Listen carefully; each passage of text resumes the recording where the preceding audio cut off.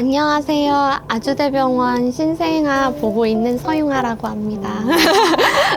많은 부모님들께서 우리 아가들 피부가 노래지는 걸 보고 마음 아파하시는 부모님들이 너무 많을 것 같고, 또 이것 때문에 입원했다는 아가들도 이야기를 종종 듣곤 하실 텐데요.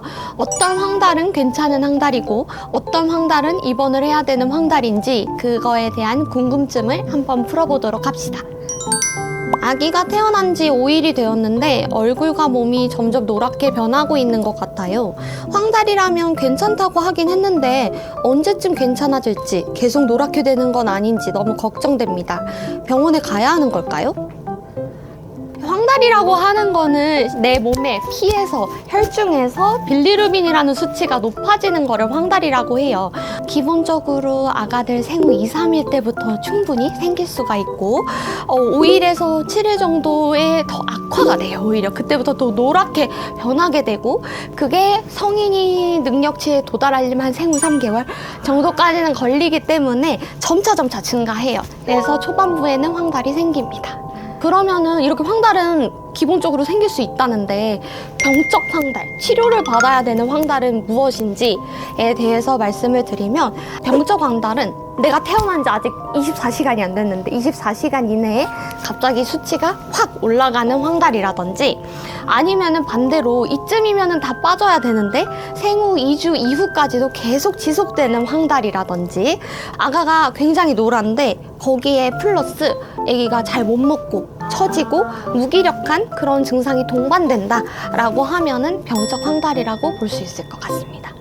유일하게 모유가 엄청 나온 언니가 있었어요. 그래서 그 언니 모유만 먹었거든요. 근데 이 집에만 황달이었거든요. 네. 그래서 약간 우리가 모유를 먹어서 황달이 온 건가? 막 이런 얘기가 있었단 말이에요. 모유만 너무 먹으면 네. 황달이 더 올 수 있다. 네. 이게 진짜인가요? 모유 황달이라는 말이 있어요. 모유는 너무나도 좋은, 우리 아가들한테 너무나도 좋은 영양소이고, 완모를 하는 어머님들 정말 대단하신 어머님들인데, 진짜 대단하신 건데, 굉장히 좋지만 아까 말씀드렸다시피 아기들은 이 빌리루빈이 밖으로 배출이 느리다고 했잖아요. 지연이 되는데 그걸 지연시키는 효소가 모유에 많이 들어있어요. 그렇다 보니까 빌리루빈이 늦게 빠지는 거예요. 근데 이제 늦게 빠져서 우리가 모유 황달이다 라고 얘기를 해요. 조기 발병형 같은 경우는 생후 3, 4일밖에 안 돼서 생리적 황달도 올 수 있지만, 조금 더 노래 보이는 아가들을 봤을 때 먹는 양이 굉장히 부족한 아이들이 있어요. 잘 못 빤다던가, 엄마 젖을 직수를 했을 때 유축해서 먹이면 양을 정확하게 확인할 수 있지만 그게 아니니까, 이제 그런 부분에 있어서는 아기가 잘 못 먹고 탈수기가 오고 그래서 황달이 왔다라고 판단을 하고 먹는 양을 늘려라 라고 말씀을 드리고요. 반면에 지연형 같은 경우, 나중에 생긴 경우에 있어서는 모유를 너무 많이 먹어서 생긴 일이기 때문에 그럴 때에는 하루 이틀 정도만 잠깐 모유 스탑하고 분유 먹이면은 금방 다시 빠질 거다. 그리고 다시 모유 먹이셔도 상관없다 라고 말씀드립니다. 모유가 나쁜 게 아니고 어쩔 수 없는 문제이다 보니까 그런 거라서. 네. 요새는 아기들이 굉장히 초반부에는 집에 있다기보다는 신생아실과 조리원에 아가들이 많이 가 있어요. 조리원에서도 요새 황달을 수치를 체크하는 기계를 다 가지고 계시더라고요.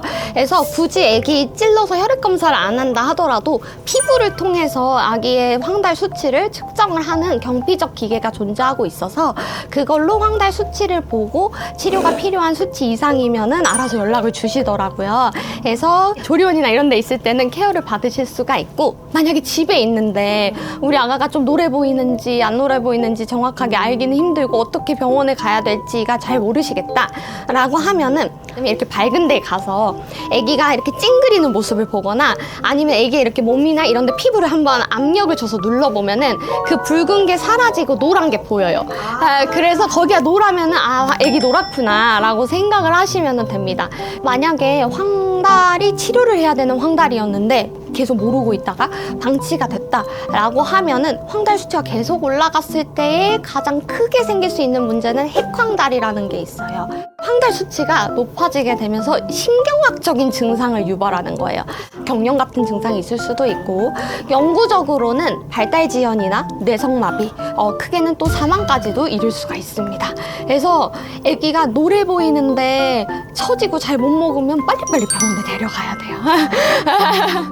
그 광선 치료가 이제 가장 기본적인 치료인데 이제 아가애들의 눈은 소중하니까 눈에 이렇게 안대를 가려놓고 그 다음에 주변 어둡게 하고 아가한테만 이제 파란색, 청색 광을 쏘는 광선 치료를 합니다.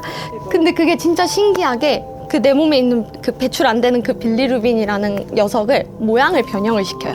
그래서 배출이 될 수 있도록 해줍니다. 그래서 그런 효과를 볼 수 있는 치료예요. 그래서 수치가 높으면 높을수록 광선 치료를 여러 대 대나요. 빠르게 빼줄 수 있도록. 저희 병원에서는 그렇게 하는데. 집에서 관리할 수 있는 법이 실은 황달을 집에서 치료를 할 수는 없어요.